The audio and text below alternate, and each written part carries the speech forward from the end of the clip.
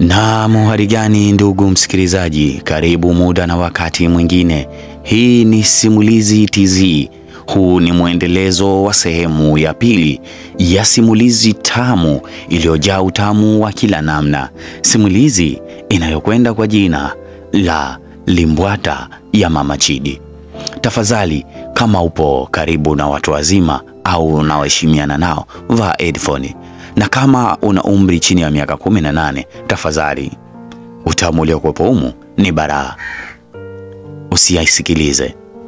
Langu jina ni Mr. A Romantic kutoka hapa Simulizi TZ.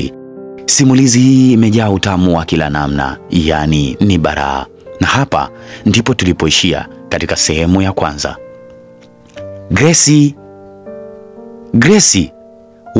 wewe. Gracie alikuwa akiitwa na Mama Rashidi. Sasa tuendelee katika sehemu hii ya pili. Mama ananiita. Mama naye. Rashidi alimaindi sana na alikasirika kutokana na kukatishwa kwa starehe yake na kuamua tu kurudisha mtalimbo wake ndani ya suruali yake na kuvaa vizuri. Usiku nataka niichape tena my love. Nenda ukamsikilize huyo bi mkubwa, alisema Rashidi. Aya, Gracie naye alivaa vizuri na kuondoka jikoni. Ndio uzuri wa kuwa na mabinti wa kazi. Leo sijui ningekatia wapi kiu changu, ila mbona namwaza sana mama. Aise, ili mbona jipya? Rashidi aliwaza akiwa mwenyewe jikoni. Bado taswira ya makalio makubwa ya mama yake iliendelea kumsumbua licha ya kutoka kumdonoa binti wa kazi, lakini akili yake bado iliendelea kuwaza. Basi Gracie alifika na kumkuta bosi wake akiwa kakaa kwenye kochi. Hivi masikio yako yana nini siku hizi?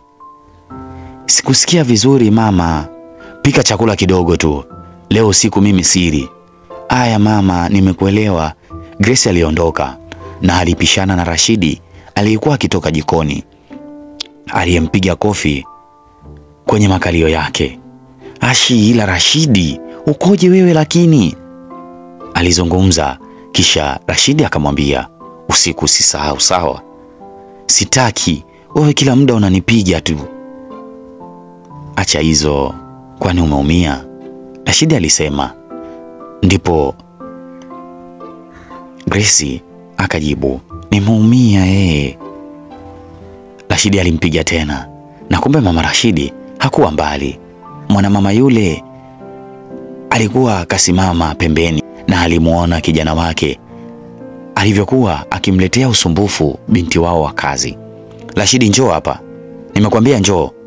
Wote walishtuka baada ya kusikia sauti ya Mama Rashidi, na haraka Gracie alikimbia jikoni na Rashidi akamfuata mama yake. Baada ya kuitwa, alitembea taratibu bila kumwangalia mama yake usoni na kwenda kukaa kwenye kochi, na Mama Rashidi macho yake yalikuwa kwa kijana wake. Hivi huyo binti amekuloga wewe mtoto au? Rashidi alikataa kuwa hajalogwa kabisa na Gracie. Kama hajakuroga, kwa nini umezama kabisa tena kiasi hicho na kusahau mpaka jukumu lako? Mama, ndiyo umesahau jukumu lako la kusoma. Leo kwanza ulitakiwa kwenda chuo, ila hukwenda, na matokeo yake umebaki nyumbani muda wote ukishikana na binti wa kazi, mara mkisiane. Nashindwa kukuelewa mwanangu, una shida gani? Yaani unanichanganya kabisa. Wakati Mama Rashidi anaongea, Rashidi yeye macho yake yalitua kwenye kifua cha mama yake, na dawa ya mganga ilikuwa tayari imeshakolea vizuri kwenye mwili wa Rashidi. Mawazo yalimpeleka mbali na alikuwa hasikii kabisa kile alichokuwa akiambiwa na mama yake, na pale pale bakora yake ilisimama barabara. Upande wa nje baba Rashidi aliwasili akiwa na gari lake na kuingia mpaka ndani na kumkuta mkewe akimgombeza kijana wao. Kuna nini kinachoendelea hapa? Si huyu mtoto mme wangu kafanyeje tena? Basi tu ngoja nitakwambia habari zake. Toka mbele yangu, nisije kukubabua bule. Mama Rashidi alifoka na Rashidi alisimama ili aondoke, ila baba Rashidi aliona mtalimbo wa kijana wake ulivyokuwa umesimama. Wewe, hebu subiri hapo. Rashidi alisimama kama alivyoambiwa na baba yake. Tabia gani hii ya kumdindishia mama yako akiwa anaongea na wewe? Macho yalimtoka na kweli alipoitazama mashine yake ilikuwa imesimama, tena imesimama mbele ya wazazi wake. Nisamee baba, bahati mbaya tu. Hebu toka hapa pumbavu we. Rashidi alichomoka na kukimbilia chumbani kwake, na baada tu ya yeye kutoka, mama Rashidi alisogea kwenye friji na kuchukua maji yaliyokuwa kwenye glasi bila kujua kama Rashidi aliyanywa na kuweka mengine. Mme wangu, kunywa maji kwanza. Umejuaje kama nina kiu mke wangu? Miaka yote hiyo ya ndoa tulioishi mme wangu, nishindwe kukujua?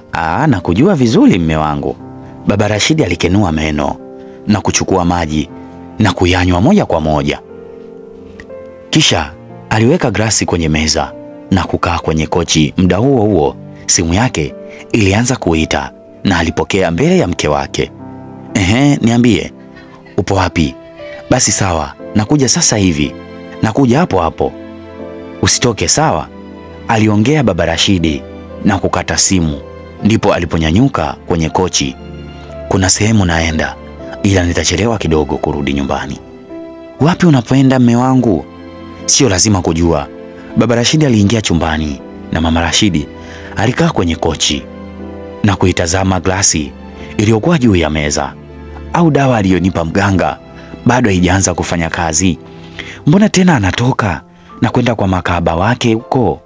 Aliwaza na kuwazua. Na baada ya muda mmeo alitoka chumbani na kutoweka mbele ya macho yake, na mama Rashidi aliamua kwenda chumbani kujipumzisha.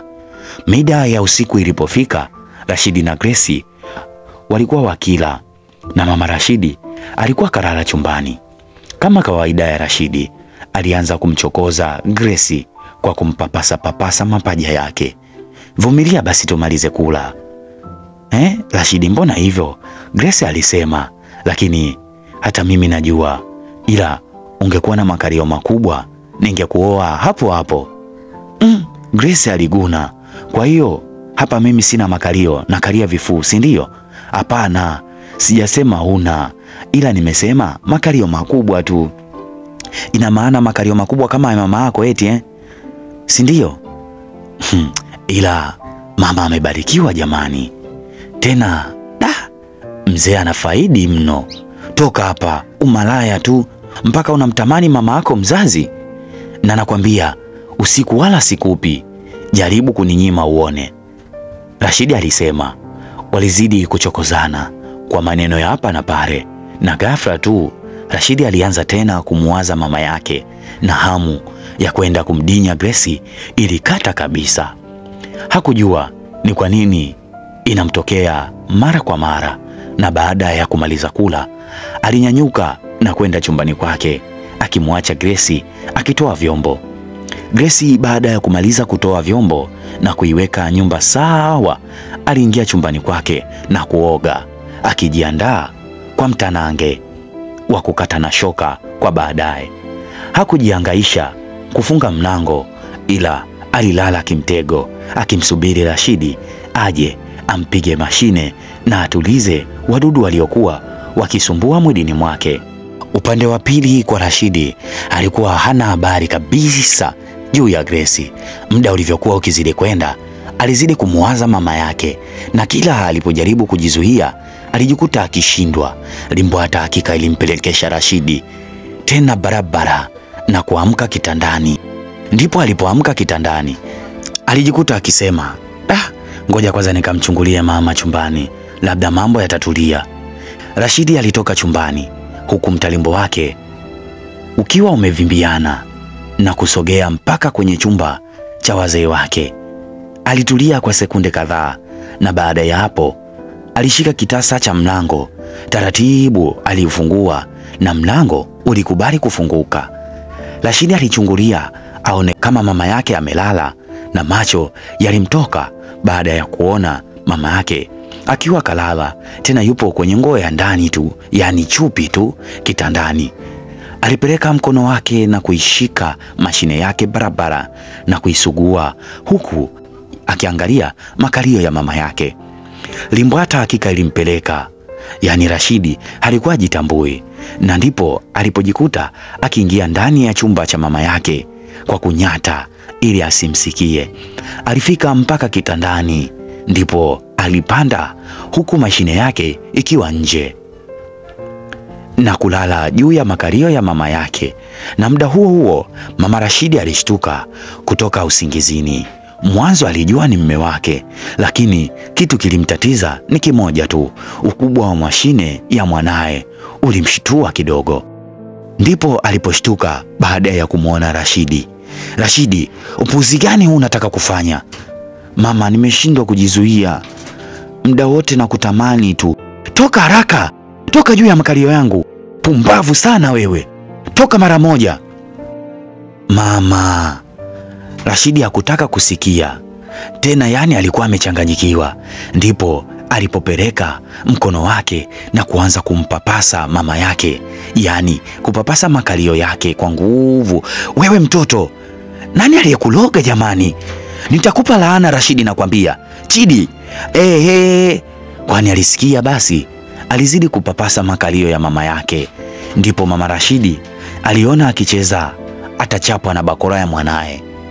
Ndipo alinyanyuka na kukaa kitandani, lakini bado Rashidi alivagaa na kumlaza kwa nguvu mama yake. Juju lilizidi kumwendesha. Ndipo mama Rashidi alianza kushtuka kwa jinsi alivyokuwa kijana wake.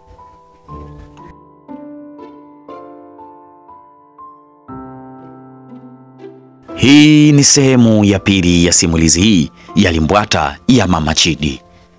Nini kitaendelea baada ya Rashidi kufosi kutaka kula utamu wa mama yake, huku akiwa anamkalia kwa juu mama yake tena kwa nguvu? Langu jina ni Mr. A Romantiki. Hii ni Simulizi TZ. Usisahau kusubscribe channel yetu ili uweze kuwa wa kwanza kupata simulizi na vipindi vyetu mbalimbali.